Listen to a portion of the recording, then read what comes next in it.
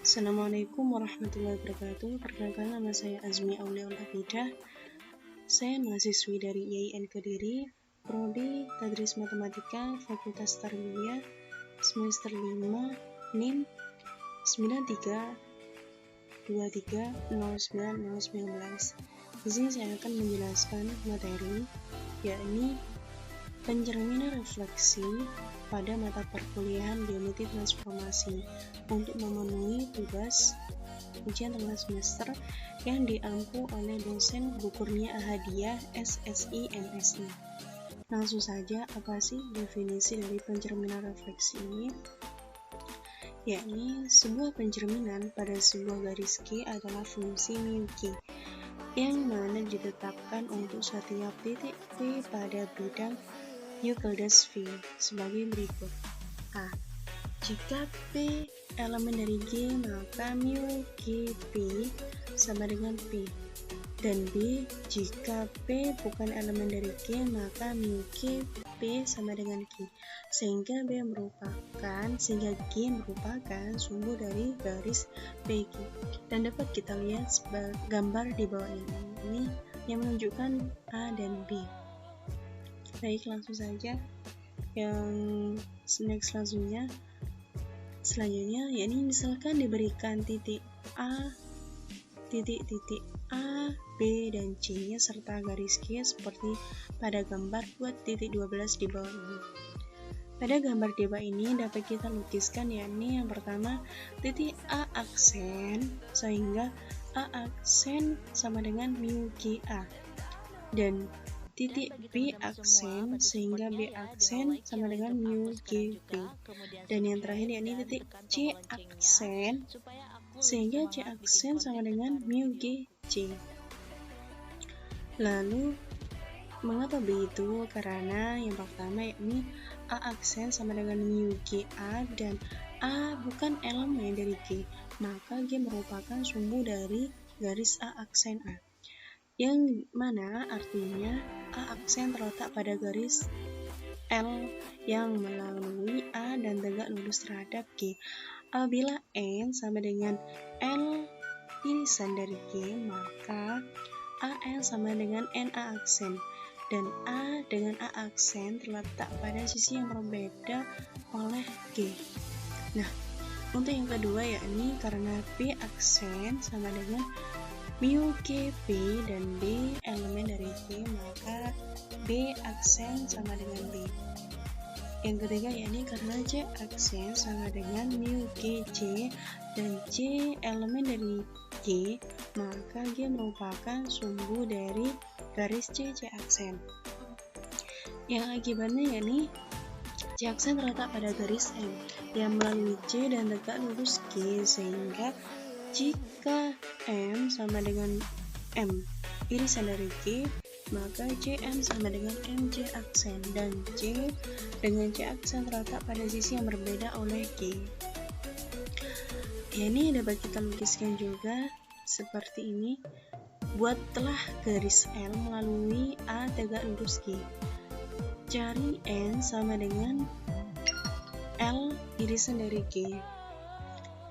Dapat E, dan kita buat juga ruas garis NA aksen kongruen dari garis AN, sehingga garis NA aksen elemen dari L dan A aksen dengan A garis tegak lurus terletak pada sisi yang berbeda oleh G. Dapat kita lihat pada gambar 2.11 seperti ini. L sama dengan G kan? L sama dengan irisan dari G. Yakni apabila dari L ini ke G, yakni dapat kita hitung sekitar 90 derajat. Seperti itu. Lalu apabila sudah jelas, kita buat garis M melalui C tegak lurus G. Kita cari M, yaitu sama dengan M irisan dari G. Buatlah ruas garis M C aksen, yakni kongruen dengan garis CM. Nah, sehingga garis MC aksen itu bagian dari M, dan C aksen dengan C terletak pada sisi yang berbeda oleh G. Dapat kita lihat pada gambar 2.13 ini. Lalu untuk pencerminan sebagai suatu isometri yakni teorema 2.4 yang menjelaskan setiap pencerminan pada garis merupakan suatu isometri lawan. Nah, apa sih pembuktiannya? Pembuktiannya dapat kita lihat yakni berdasarkan pengetahuan pada definisi 2.1 dan definisi 2.5 serta teorema 2.4 dapat ditunjukkan melalui 4 tahapan, yaitu apa saja? Yang pertama yakni pencerminan suatu transformasi, yang kedua suatu transformasi lawan, yang ketiga pencerminan suatu isometri, dan yang keempat pencerminan suatu isometri lawan. Lalu kita ambil sembarang pencerminan dan kita namakanlah sebagai MU. Nah, MU ini dapat A, kita langsung saja ya. MU G sebagai suatu transformasi. Ini ada 3, jadi suatu transformasi itu ada 3. Apa saja itu? Yang pertama yakni mu G suatu fungsi dari fungsi V ke V atau V bidang Euclides. Dan yang kedua yakni mu G suatu fungsi kepada. Dan yang ketiga yakni mu G suatu fungsi satu-satu. Nah, kita kupas secara satu persatu. Yakni yang pertama yakni berdasarkan definisi 2.6 jelas bahwa domain dari mu G adalah V. Daerah hasil dari mu G juga pada V, sebab apabila kita mengambil X elemen dari V dan X elemen dari G atau X bukan elemen dari G. Jadi yang gitu dapat dua artian ya. Dari yang X elemen G itu ada dua, yakni ada yang elemen dari G dan ada yang bukan dari elemen G. Nah, untuk X elemen dari G yakni mu G X sama dengan X elemen dari V. Untuk X bukan elemen dari G yakni mu G X sama dengan Y, di mana G sumbu dari garis XY, yang artinya garis XY ini bagian dari V, sehingga Y elemen dari V, artinya mu G adalah bidang V juga. Jadi mu G suatu fungsi dari V ke V. Itu pengertian dari satu ya, yang fungsi dari V ke V, atau kita sebut dengan bidang Euclides. Nah, yang kedua ini yakni mu G suatu fungsi kepada. Dapat kita ambil Y elemen dari V, artinya Y ini elemen dari G atau Y bukan elemen dari G. Untuk Y elemen dari G ada prapeta X sama dengan Y, sehingga mu G X sama dengan Y. Nah, untuk Y bukan elemen dari G ada X elemen dari V, sehingga G merupakan sumbu dari elemen XY. Hal ini berarti bahwa mu G X sama dengan Y. Artinya Y mempunyai prapeta yaitu X.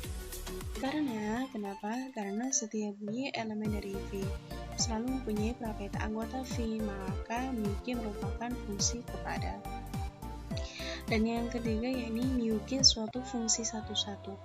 Apa sih yang dimaksudkan yakni dapat kita misalkan ya, ambil dua titik sembarang A, B elemen dari V, sehingga mu G A sama dengan mu G B. Nah, kita misalkan C sama dengan mu G A sama dengan mu G B. Artinya C elemen dari G atau C bukan elemen dari G. Untuk C elemen dari G maka A B elemen dari G, yang akibatnya yakni mu G A sama dengan A dan mu G B sama dengan B. Jadi A sama dengan B. Nah, untuk C elemen dari untuk C bukan elemen dari G sumbu dari AC dan BC, yang akibatnya A sama dengan B.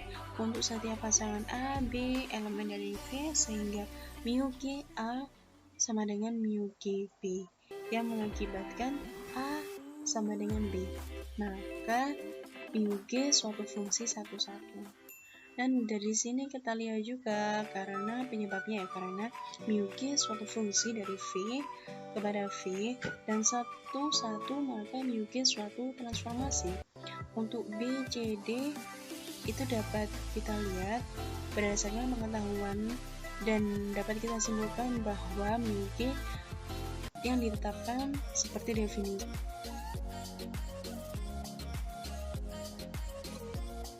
Oke, dari sini yakni karena mu G suatu fungsi dari V kepada V dan satu-satu, maka mu G suatu transformasi. Untuk B, C, dan D berdasarkan pengetahuan dapat kita lihat dari 2.1 dan dapat kita simpulkan bahwa mu G yang ditetapkan seperti pada definisi 2.6 adalah sama. Akibatnya dalam hal ini dapat kita tunjukkan bahwa mu G suatu isometri. Kemudian berdasarkan pengetahuan pada contoh 2.3 dapat kita simpulkan bahwa mu G suatu isometri lawan. Dari definisi 2.7 ini, yakni artinya suatu transformasi yang balikannya adalah transformasi itu sendiri, atau disebut suatu involusi. Kalau teorema 2.5, yakni setiap pencerminan pada garis merupakan suatu involusi. Apa sih buktinya? Dalam hal ini, dapat kita ambil pencerminan pada garis, namakan mu G. Ditunjukkan bahwa mu G pangkat min 1 sama dengan mu G, ambil X sebarang titik pada V. Ada dua kemungkinan, yaitu X elemen G atau X bukan elemen G. Untuk X elemen G, ini mu G dapat kita lihat ini mu G 0, mu G X sama dengan mu G dikali buka kurung mu G kali X dalam kurung tutup kurung, dan hasilnya ini X. Lalu pada hasil akhir ini kita lihat epsilon X. Untuk X itu kenapa? Untuk X bukan elemen G, misalkan mu G X Y sama dengan Y, akibatnya G sumbu dari garis XY, atau artinya sama dengan G sumbu dari garis YX, sebab garis XY sama dengan garis YX, jadi mu G Y sama dengan X. Dan dapat kita lihat dari contoh ini, yakni hasil akhirnya yakni epsilon X. Jadi mu G buka kurung mu G bundaran dari mu G tutup kurung X sama dengan epsilon X, X elemen dari V.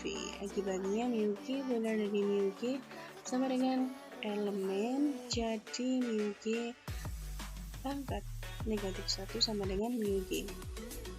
Sekian penjelasan dari saya, kurang lebihnya saya mohon maaf. Sekian, saya pamit undur diri. Assalamualaikum warahmatullahi wabarakatuh.